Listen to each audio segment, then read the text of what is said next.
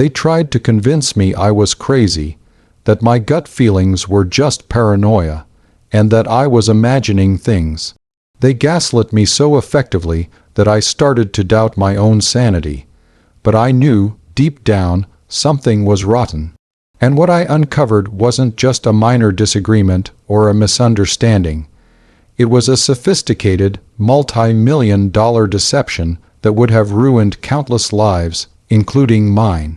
Was I wrong to push past their manipulations and expose them, even if it meant destroying everything we had built together? Tell me, would you have done the same thing? It all started subtly, almost imperceptibly, when I first met Leo. We'd just started our tech startup, a small but ambitious venture aimed at disrupting the personalized learning space. I was the visionary, the one with the big ideas and the technical expertise to bring them to life. My co-founder, Sarah, was the operations guru, meticulously organizing every aspect of our business. We were a formidable team, and things were moving fast. Then Leo joined, introduced by a mutual acquaintance as a seasoned investor with a keen eye for potential. He was charming, articulate, and seemed genuinely excited about our project. He invested a significant sum, enough to get us off the ground and scale rapidly, and quickly became an integral part of our daily operations, taking on the role of Chief Financial Officer. He presented himself as a mentor, guiding us through the treacherous waters of the startup world. I respected him, admired his apparent business acumen, and trusted him implicitly. Sarah, always more cautious, took a little longer to warm up to him, but even she eventually succumbed to his persuasive charm and seemingly infallible financial predictions.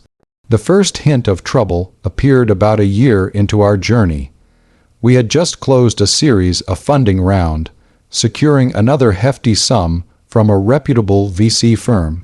It was a moment of triumph, a validation of all our hard work. Yet, shortly after, I noticed a change in Leo. He became more secretive, spending long hours in his office with the door closed, and his transparent financial reports became increasingly convoluted. When I'd ask for clarification, he'd brush me off with complex financial jargon, or, more often, a dismissive wave of his hand and a chuckle, saying, "Don't you worry your pretty little head about the numbers, my name, that's my job, you focus on innovation." Sarah, too, started noticing things. She'd bring up discrepancies in our vendor payments or unexplained invoices, only for Leo to calmly explain them away with a plausible, if slightly opaque, reason. He was a master at turning every potential red flag into a testament to his financial genius. He'd say things like, that's just a strategic reallocation of funds for future tax benefits, something you wouldn't understand without a deeper dive into corporate tax law. And because he was the CFO, and seemingly so experienced, we accepted it. We were busy building the product, hiring new talent, and trying to keep up with the explosive growth. It felt easier to trust him than to scrutinize every detail, especially when he made it seem like we were asking silly questions. The gaslighting escalated gradually. Any time I expressed a concern, no matter how small, Leo would react with a mixture of feigned surprise and subtle belittlement. If I pointed out an odd entry in the ledger, he'd say, "Are you questioning my integrity, my name? After all I've done for this company. Or perhaps you're just overwhelmed with the workload. Maybe you should take a break." He started to subtly undermine my confidence, praising Sarah's level-headedness. In contrast to my artistic temperament, he'd share anecdotes about other founders who crashed and burned because they couldn't let go of control. He even started suggesting, in a roundabout way, that I was becoming paranoid, perhaps due to the stress of leading a fast, growing company.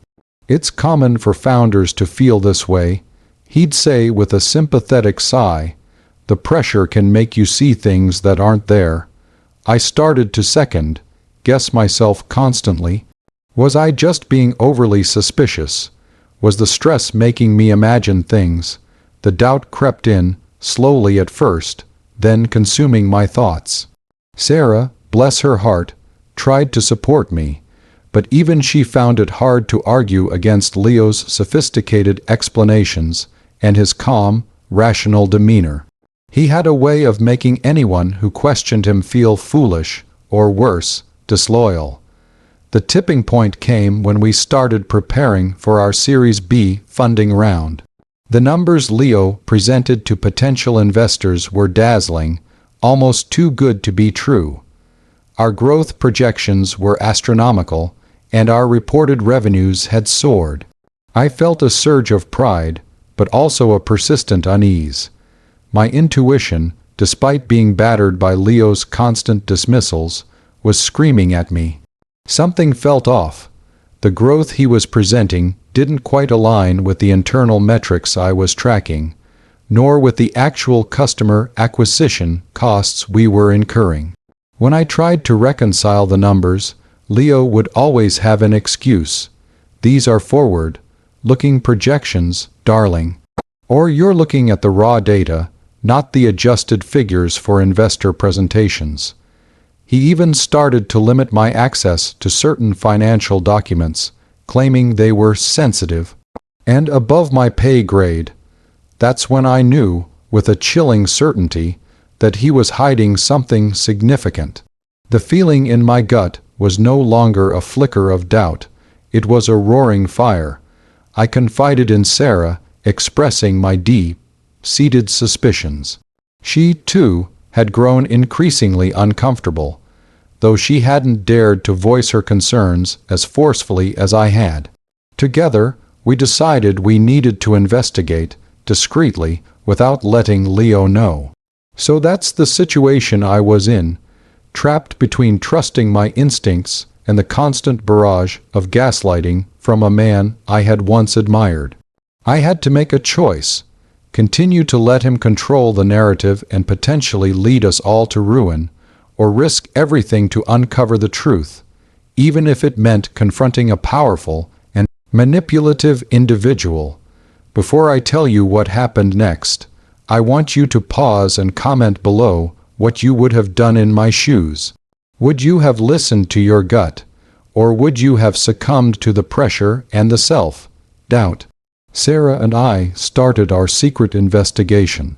We worked late into the nights, poring over old bank statements, cross-referencing vendor invoices, and meticulously analyzing every financial report Leo had ever presented. It was like piecing together a complex puzzle, and every piece we found pointed to the same horrifying conclusion. Leo was systematically siphoning money from the company. He had set up shell corporations, disguised as legitimate vendors, and was funneling our investment funds into these phantom entities. He was inflating expenses, creating fake invoices, and manipulating our financial records to make it appear as though the company was thriving, while in reality, he was draining its lifeblood. The scale of the deception was breathtaking. We estimated he had already stolen close to $5 million, and with the upcoming Series B round, he was poised to steal another $15 million, bringing the total to a staggering $20 million. He wasn't just stealing from us. He was stealing from our employees, our investors, and everyone who had believed in our dream.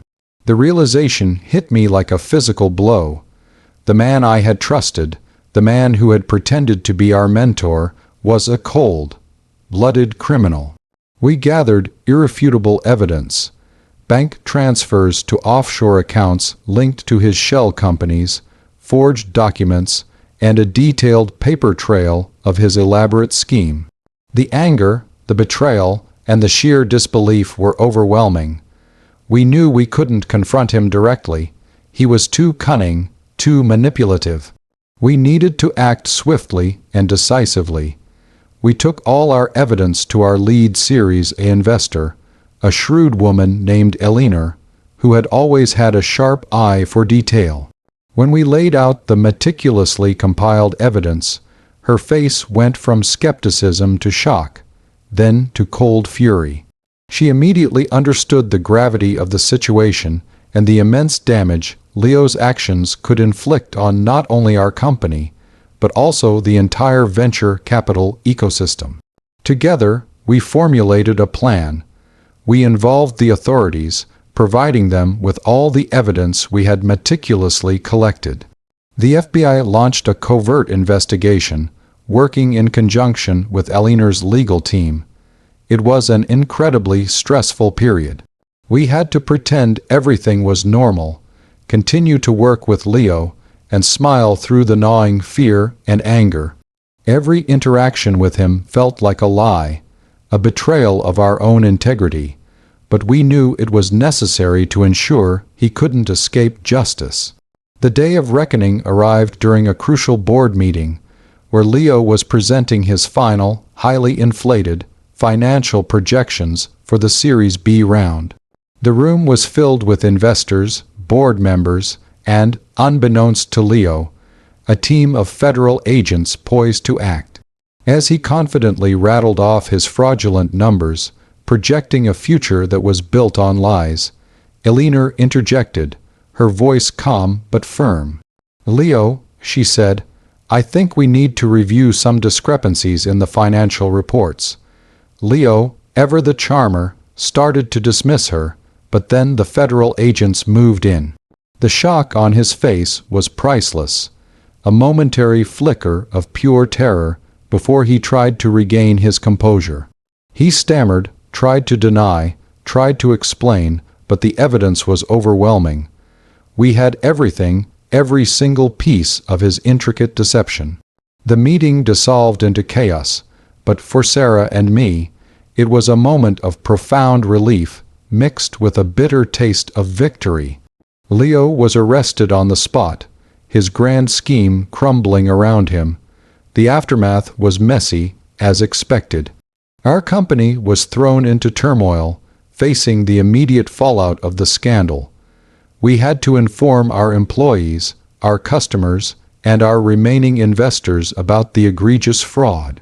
It was a painful and humiliating process, but we were transparent every step of the way. We worked tirelessly to rebuild trust, to reassure everyone that the company itself was sound, and that Leo's actions were an isolated incident. We managed to salvage our Series B funding, albeit with a smaller amount and stricter oversight.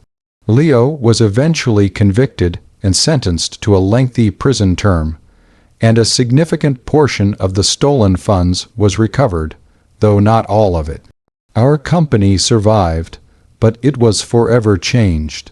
The experience taught me a harsh lesson about trust, about the insidious nature of manipulation, and about the importance of listening to your gut, even when everyone else is telling you you're crazy. Sarah and I emerged stronger, our partnership forged in the fires of adversity. We learned to scrutinize everything, to question every number, and to never let anyone undermine our instincts again. It was a painful education, but one that ultimately saved our company and our future. So, that's my story. It was a terrifying, gut-wrenching experience that pushed me to the brink. Looking back, I know I wasn't wrong to expose him, no matter how much he tried to gaslight me. I saved our company, our employees, and countless investors from his predatory scheme. Like this video if you were on my side throughout this whole ordeal. Subscribe for more stories like this one, and please, share your final thoughts on this whole mess in the comments section below. I'll see you all in the next story.